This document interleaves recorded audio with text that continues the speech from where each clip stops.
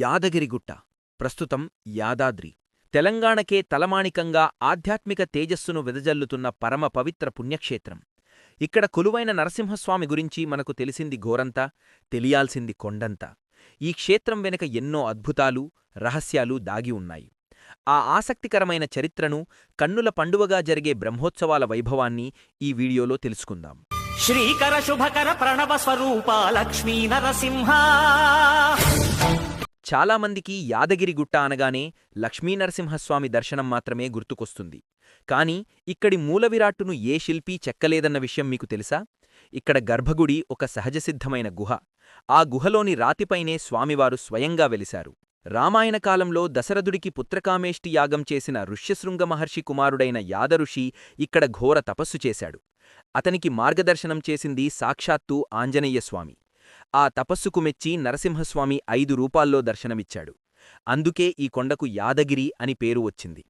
స్వామివారు జ్వాల, యోగ, ఉగ్ర, గండభేరుండ, లక్ష్మీనరసింహ అనే 5 పంచనరసింహ రూపాల్లో ఇక్కడ వెలిశారు. ఇందులో గండభేరుండ అంటే 2 తలల పక్షి రూపం అత్యంత అరుదైనది. ప్రపంచంలో ఈ రూపంలో స్వామి స్వయంభూవుగా ఉన్న ఏకైక క్షేత్రం ఇదే కావడం విశేషం. పూర్వం దట్టమైన అడవిగా ఉన్న ఈ ప్రాంతంలో దారితప్పిన మునులకు, భక్తులకు కొండపై ఉన్న సుదర్శన చక్రం దారి చూపేదట. ఆ చక్రం రాత్రిపూట దేదీప్యమానంగా వెలుగుతూ ఒక దిక్సూచిలా పనిచేసేదని స్థానిక కథనాలు చెబుతాయి. ప్రతి ఏటా ఫాల్గుణమాసంలో యాదాద్రిలో బ్రహ్మోత్సవాలు అత్యంత వైభవంగా జరుగుతాయి.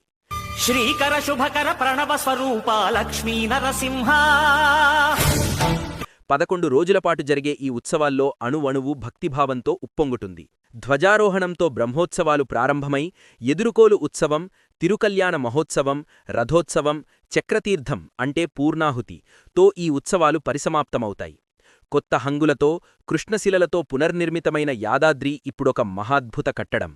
సిమెంట్, ఇనుము వాడకుండా ప్రాచీన ఆగమశాస్త్ర పద్ధతుల్లో నిర్మించిన ఈ ఆలయం నరసింహుడి వైభవాన్ని రాబోయే 1000 ఏళ్లపాటు సజీవంగా ఉంచుతుంది. మీరు యాదాద్రికెప్పుడైనా వెళ్లారా? కింద కమెంట్లో తెలపండి.